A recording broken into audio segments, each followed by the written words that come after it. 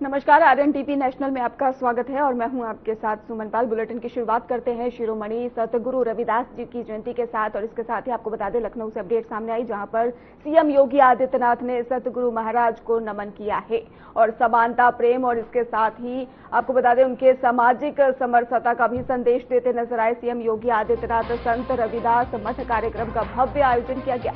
तो लखनऊ में शिरोमणि संत रविदास जी की जयंती पर मुख्यमंत्री योगी आदित्यनाथ ने उन्हें श्रद्धा सुमन अर्पित किए और इस अवसर पर संत रविदास मठ में भव्य कार्यक्रम का आयोजन किया गया। कार्यक्रम में समाज में समानता, प्रेम और सामाजिक समरसता का संदेश दिया गया। श्रद्धालुओं ने बड़े उत्साह के साथ हिस्सा लिया है। संत रविदास के उपदेशों और विचारों को याद किया गया। मुख्यमंत्री ने कहा कि संत रविदास का संदेश आज भी समाज को जोड़ने और भाईचारे को मजबूत करने के लिए महत्वपूर्ण है और ये आयोजन आस्था और संस्कृति का प्रतीक रहा है। तो लखनऊ से आपको अपडेट बता रहे हैं, जहां पर सीएम योगी आदित्यनाथ ने भी यहां पर शिरोमणि सतगुरु प्रार्थना करते नजर आए, श्रद्धा सुमन अर्पित करते यहां पर सीएम नजर आए हैं। तो लखनऊ में शिरोमणि संत रविदास जी की जयंती के अवसर पर मुख्यमंत्री योगी आदित्यनाथ ने उन्हें श्रद्धा सुमन अर्पित किए और इस अवसर पर ही संत रविदास मठ में भव्य कार्यक्रम का भी आयोजन किया गया। कार्यक्रम में समाज में समानता, प्रेम और सामाजिक समरसता का भी संदेश दिया गया है और इसके साथ ही आपको बता दें कि श्रद्धालुओं ने बड़े उत्साह 2017 के पहले संत रविदास जी महाराज की पावन जन्मभूमि क्षीर गोवर्धन काशी में जाने का रास्ता नहीं। आज वहां लगभग 2 लाख की संख्या में श्रद्धालु आए हैं देश भर से। वहां जाने का मार्ग नहीं था, लंगर का हॉल नहीं था। संत रविदास जी महाराज की जितनी प्रतिमा यहां पर मंदिर में है, ऐसी प्रतिमा वहां पर भी रखी गई। आज प्रधानमंत्री जी की प्रेरणा से डबल इंजन सरकार ने 4 लेन के सड़क से उनकी जन्मभूमि को जोड़ा। 4 लेन के सड़क, जैसे एयरपोर्ट से मार्ग जुड़ा है ना, ऐसे ही हम लोगों ने क्षीर गोवर्धन को जोड़ा। वहां पे लगभग काफी बड़े एरिया को हम लोगों ने उस लैंड को ली। कोर्ट में मामला चल रहा था, कोर्ट से मैं जीत करके उस का पैसा जरूरत गरीबों को उपलब्ध करवाया और उस लैंड को लेकर के क्षीर गोवर्धन संत रविदास जी महाराज के नाम पर उस लैंड को क्रय करके वहां पर कार्यक्रम के लिए जमीन उपलब्ध करवाई, लंगर हॉल बनवाया। 50,000 लोग वहां पे लंगर प्राप्त कर सकते हैं। संत रविदास जी महाराज की भव्य प्रतिमा स्थापित करवाई, यानी 5 किलोमीटर दूर से भी संत रविदास जी की मूर्ति दिखाई दे। यह भी कार्य क्षीर गोवर्धन में हो गया। आज एक भव्य स्वरूप, एक धाम बन गया है। ये केवल हमारे लिए एक नारा नहीं था, ये संत रविदास जी महाराज की प्रेरणा के प्रति कृतज्ञता ज्ञापित करने का हमारे पास एक माध्यम भी था। डबल इंजन की भारतीय जनता पार्टी की सरकार ने सतगुरु रविदास जी महाराज के प्रति काशी में करके दिखाया और आज मुझे प्रसन्नता है कि यहां पर मुझे इस कार्यक्रम के साथ जुड़ने का अवसर प्राप्त हुआ है। यह हमारा प्रयास होना चाहिए अपने महापुरुषों के प्रति, अपने संतों के प्रति यही श्रद्धा आदर का भाव हम सबके मन में हो। विभाजनकारी ताकतें बांटेगी, हमें गुलामी के कालखंड को स्मरण करते हुए उन्हें फिर से सिर उठाने का अवसर नहीं देना है, नहीं देना है। एकजुट होकर के, मिलकर के समाज की संरचना को मजबूत करते हुए आगे बढ़ना है और ये हमारी एकता, हमारे इन पूज्य संतों के उस दिव्य साधना और उससे प्राप्त सिद्धि का प्रतिफल इस देश को देगी, इस देश की एकता के लिए, इसकी संप्रभुता के लिए हम सबको मिलकर के काम करना होगा, एकजुट होकर के काम करना होगा। यही सद्गुरु रविदास जी महाराज की प्रेरणा आज यहां पर भी काम हुआ है। प्रदेश भर में जहां कहीं भी कोई भी ऐसा धर्मस्थल है सनातन धर्म से जुड़ा हुआ है, महर्षि वाल्मीकि जी के लालापुर का मामला हो, संत तुलसीदास जी का राजापुर का मामला हो, चित्रकूट हो, मां विंध्यवासिनी धाम हो, अयोध्या धाम हो, नैमिषारण्य हो, सुख तीर्थ हो, या मथुरा वृंदावन, या फिर भगवान बुद्ध से जुड़े हुए बौद्ध सर्किट, इन सब के पुनरुद्धार के लिए सरकार कार्य कर रही है। लगभग 1200-1500 ऐसे स्थान हैं जिनके पुनरुद्धार के कार्य को जैसे यहां पर कार्य हुआ है ऐसे ही कार्य हर प्रदेश के हर जनपद में बिना भेदभाव के किए गए, क्योंकि मोदी जी की प्रेरणा है सबका साथ और सबका काम, सबका विश्वास, सबका प्रयास, सबके प्रयास से सबके विश्वास को अर्जित करते हुए आगे बढ़ना है। और वही प्रेरणा यहां पर इस रूप में हम सबको देखने को मिलेगी। जब सद्गुरु रविदास जी महाराज इस धराधाम पर प्रकटीकरण उनका हुआ, वह कालखंड गुलामी का कालखंड था। विदेशी आक्रांताओं से देश आतंकित था, त्रस्त था। उस समय भी साधना की पवित्रता और साधना को कर्म की साधना के रूप में बदलने का कार्य सद्गुरु रविदास जी महाराज ने किया।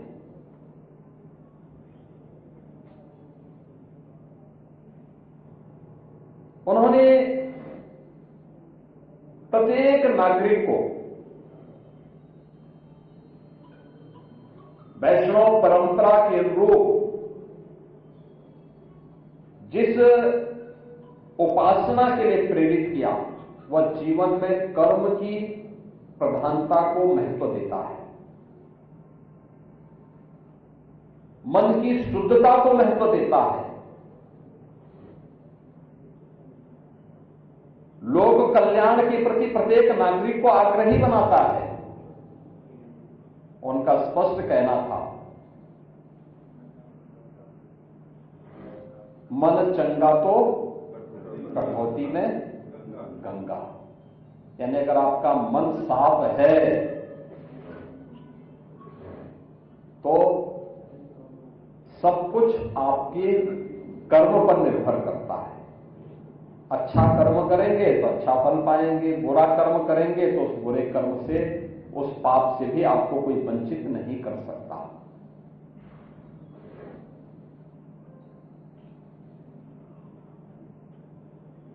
संत रामानंद जी से दीक्षा प्राप्त करने के बाद उन्होंने अपनी कर्म की साधना के माध्यम से लोक कल्याण का मार्ग प्रशस्त किया।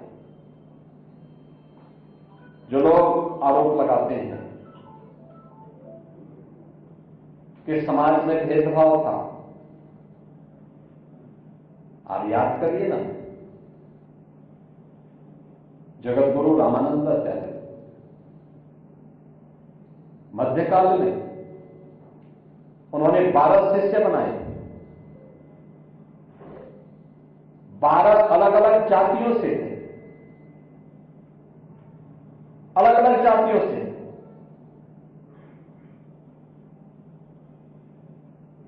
हर जाति का उनका एक शिष्य था और एक महिला को भी उन्होंने शिष्य बनाया था, समाज को जोड़ने के लिए। उस कालखंड में भी समाज को जोड़ने का जितना बड़ा कार्य हमारे इन संतों ने किया था वह अद्भुत था। उसी नींव पर वर्तमान भारत का निर्माण हुआ है। वही प्रेरणा हम सबको गुलामी के बंधन से तोड़ने में एक नई प्रेरणा हम सबकी रही है।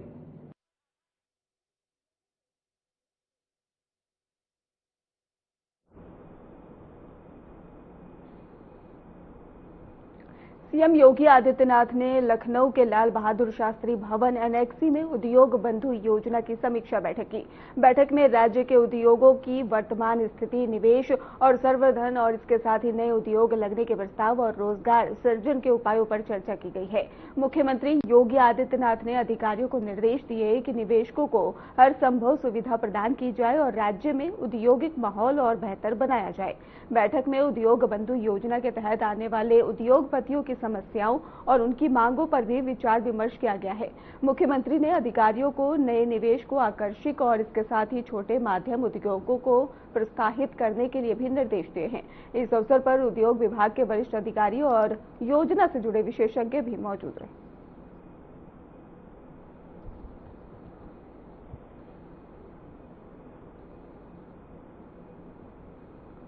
लखनऊ में अभिनेता और शिवसेना नेता गोविंदा ने मुख्यमंत्री योगी आदित्यनाथ से उनके सरकारी आवास पर शिष्टाचार मुलाकात की। मुलाकात में दोनों ने ही विविध और विषयों पर चर्चा की है और इसके साथ ही राज्य में फिल्म कला और सामाजिक मुद्दों पर विचार विमर्श किया गया है। सूत्रों की माने तो ये मुलाकात जो रही है काफी अहम मानी जा रही है, सौहार्दपूर्ण और सकारात्मक माहौल में हुई है, ये भी कहा जा रहा है। और गोविंदा ने मुख्यमंत्री से मुलाकात को यादगार बताते हुए राज्य में सांस्कृतिक और सामाजिक गतिविधियों में सहयोग की इच्छा व्यक्त की है। और मुख्यमंत्री योगी आदित्यनाथ ने भी कलाकारों के योगदान और सामाजिक सरोकारों को भी सराहा है।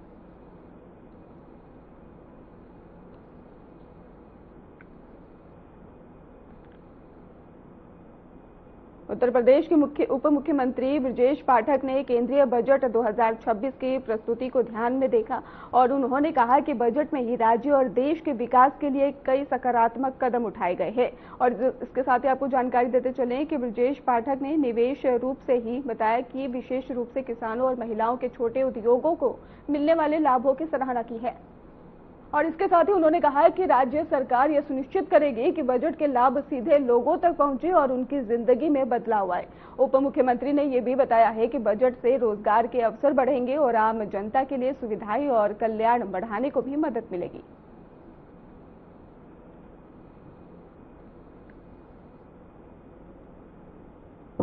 मैनपुरी में उत्तर प्रदेश सरकार के मंत्री जयवीर सिंह ने कहा कि बुलडोजर की कार्रवाई सिर्फ अवैध निर्माण और अवैध संपत्ति पर होती है। उन्होंने स्पष्ट किया है कि किसी भी निजी संपत्ति पर कभी बुलडोजर नहीं चला।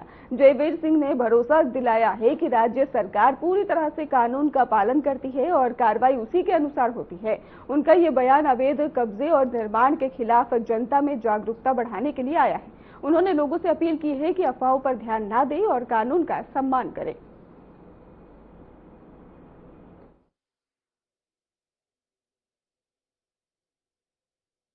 मैं समझता हूँ जो भी बुलडोजर की कार्रवाई होती है अवैध निर्माण पे होती है, अवैध संपत्ति पे होती है, जो पूरी तरह कानून का पालन करते हुए तब वो कार्रवाई सुनिश्चित की जाती है। किसी की निजी संपत्ति पे कभी कोई बुलडोजर न चला है, ना आगे चलेगा।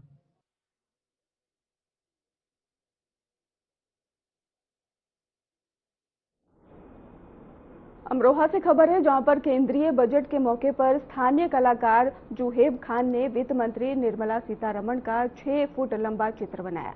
जुहेब ने बताया है कि चित्र उन्होंने बजट और वित्तीय नीतियों के महत्व को लोगों तक पहुंचाने के उद्देश्य से तैयार किया है। और इसके साथ ही चित्र में मंत्री का व्यक्तित्व और उनके काम की ही झलक दिखाई गई है और इसे जल्द ही स्थानीय कला कार्यक्रम में प्रदर्शित करने की योजना है। इस अनोखे प्रयास से कलाकार ने बजट को आम लोगों के लिए रोचक और समझने योग्य बनाने की कोशिश की।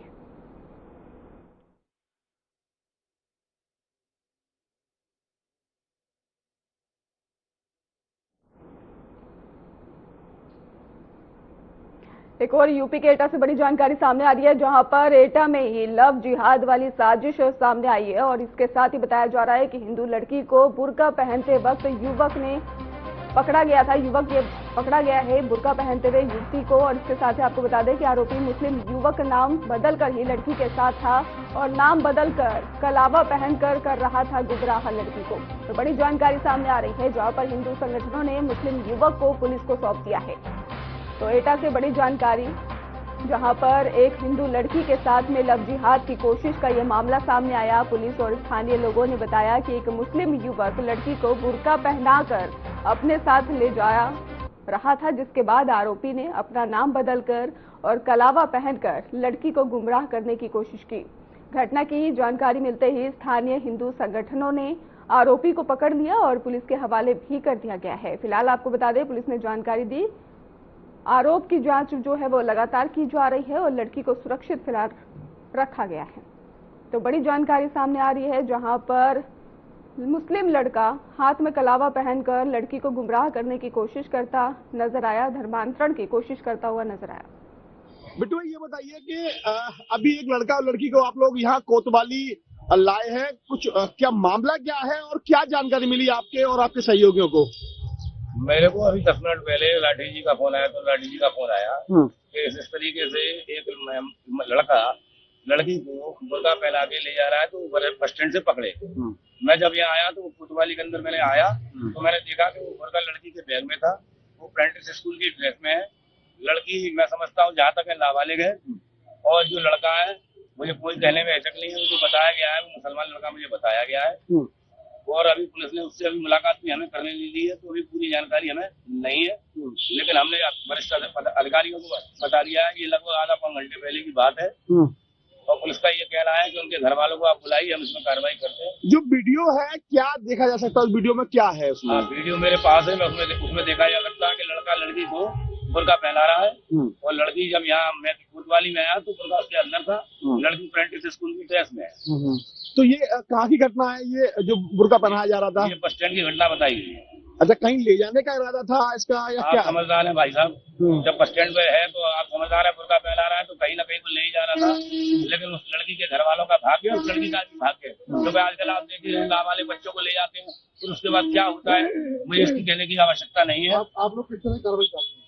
हम सख्त से सख्त कार्रवाई चाहते हैं। उत्तर प्रदेश में माननीय योगी जी की सरकार है और लव जिहाद और इन चीजों के खिलाफ सख्त कार्रवाई हमेशा चाहते हैं महाराज जी, और हम ये चाहते हैं कि यहाँ की प्रशासन मुख्यमंत्री योगी आदित्यनाथ जी की मंशा के अनुरूप यह कार्रवाई करे, हमारी यही सुरक्षा है।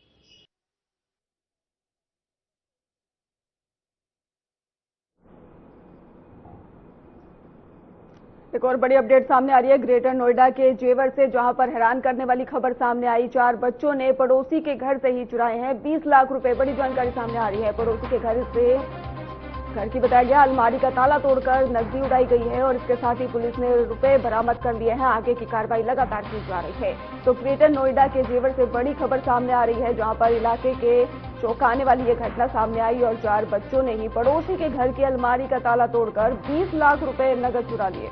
घटना की जानकारी मिलने पर पुलिस तुरंत ही मौके पर पहुंची और सभी चोरी किए गए पैसे पुलिस ने बरामद कर लिए हैं। पुलिस ने जानकारी दी है कि बच्चों के खिलाफ आगे की कानूनी कार्रवाई की जा रही है। ये घटना इलाके में सनसनी फैल गई है। इसको सुनते ही पुलिस मामले की जांच कर रही है और अन्य जरूरी कदम भी उठाए जा रहे हैं।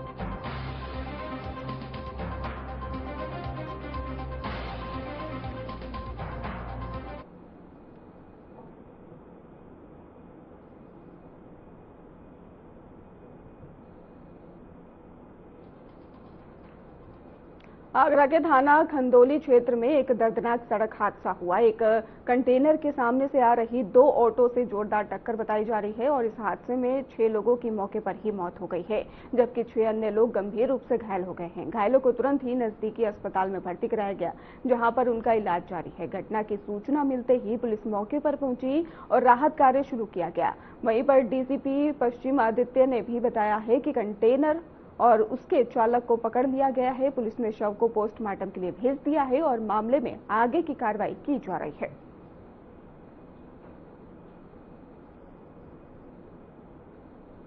31/1/2026 को एक बहुत ही दुखद घटना थाना खंदौली क्षेत्र के अंतर्गत घटी थी, जिसमें कि एक कंटेनर की सामने से आ रहे 2 ऑटो के साथ भिड़ंत। इस दुखद घटना में 6 व्यक्तियों की मृत्यु हुई और 6 व्यक्ति घायल हैं, जिनका कि इलाज किया जा रहा है। मौके से कंटेनर चालक और कंटेनर को पकड़ लिया गया है व आगे की आवश्यक विधिक कार्रवाई की जाए।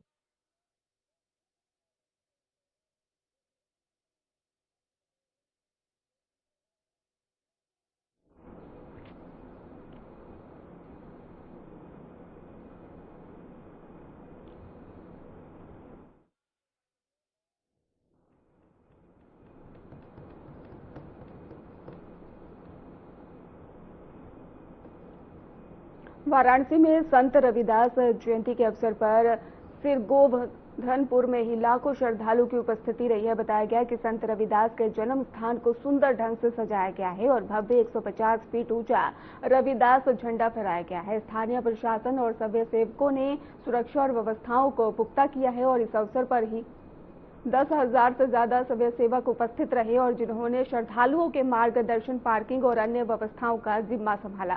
श्रद्धालुओं ने संत रविदास के जीवन और उनके समानता और इसके साथ ही करुणा के संदेश को याद करते हुए पूजा अर्चना की और इस दौरान ही धार्मिक और सांस्कृतिक का भी आयोजन किया गया।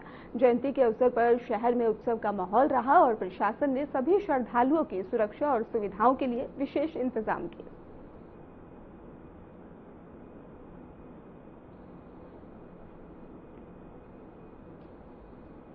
बिजनौर में संत शिरोमणि रविदास जयंती का पर्व श्रद्धा और उत्साह के साथ मनाया जा रहा है।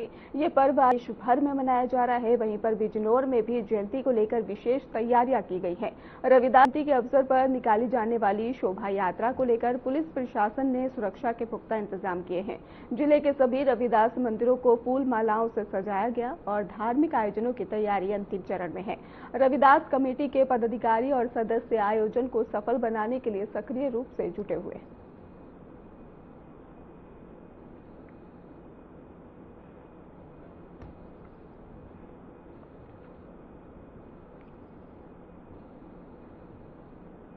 अंबेडकर नगर में पूर्वांचल एक्सप्रेसवे पर बेवाना थाना क्षेत्र में आज सुबह कार और ट्रक की जोरदार टक्कर हुई, जहां पर लखनऊ से गोरखपुर लौट रही कार को ट्रक ने ही बगल से टक्कर मार दी और हादसे में कार में सवार 6 साल का बच्चा, उसका पिता और मां की मौके पर ही दर्दनाक मौत हो गई।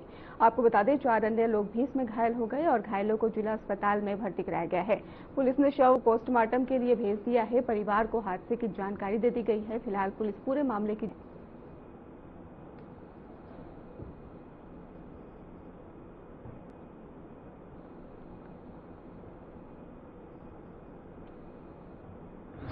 पूर्वांचल एक्सप्रेसवे 161 पर एक एक्सीडेंट की सूचना प्राप्त थी। मौके पर थाना बेवाना की पुलिस एक अल्टो कार जो कि गोरखपुर की ओर जा रही थी, इसमें एक अज्ञात ट्रक ने बगल से टक्कर मार दी, जिसमें सवार एक पुरुष, एक महिला और एक बच्ची और 3 बच्चे, चालक और एक महिला घायल हो गए। शव को पुलिस अभिरक्षा में लेकर पीएम और पंचायतनामा की कार्रवाई की जा रही है। घायलों को उपचार के लिए जिला अस्पताल अंबेडकर नगर में भर्ती कराया गया है। मौके पर कानून व्यवस्था की स्थिति सामान्य है। इनके घर वालों को अग्रिम विधिक कार्रवाई की जाए।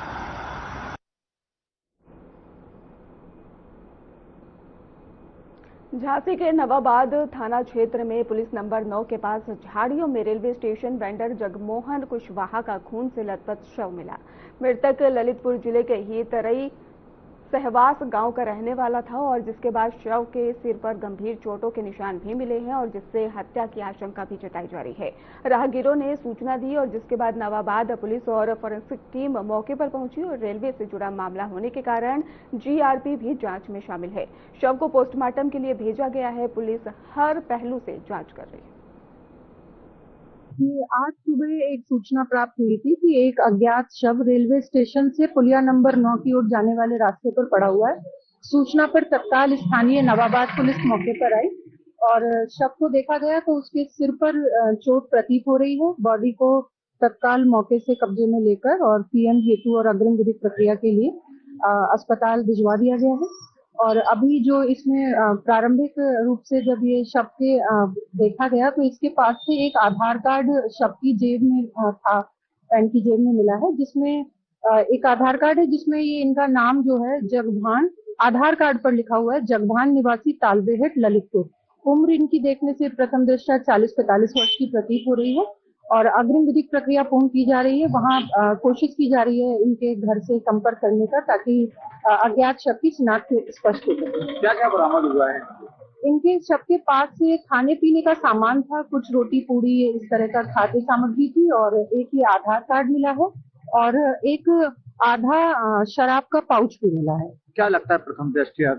अभी इनके सिर पर चोट दिखाई दे रही है, बाकी पोस्टमार्टम रिपोर्ट से मृत्यु का कारण स्पष्ट होगा और तब तक इनकी शिनाख्त करते हुए आगे की पूरी विधिक प्रक्रिया शीघ्र ही पूर्ण करते हुए घटना का खुलासा किया जाएगा। फिलहाल खास बुलेटिन में बस इतना ही। आप देखते रहिए RNTV नेशनल।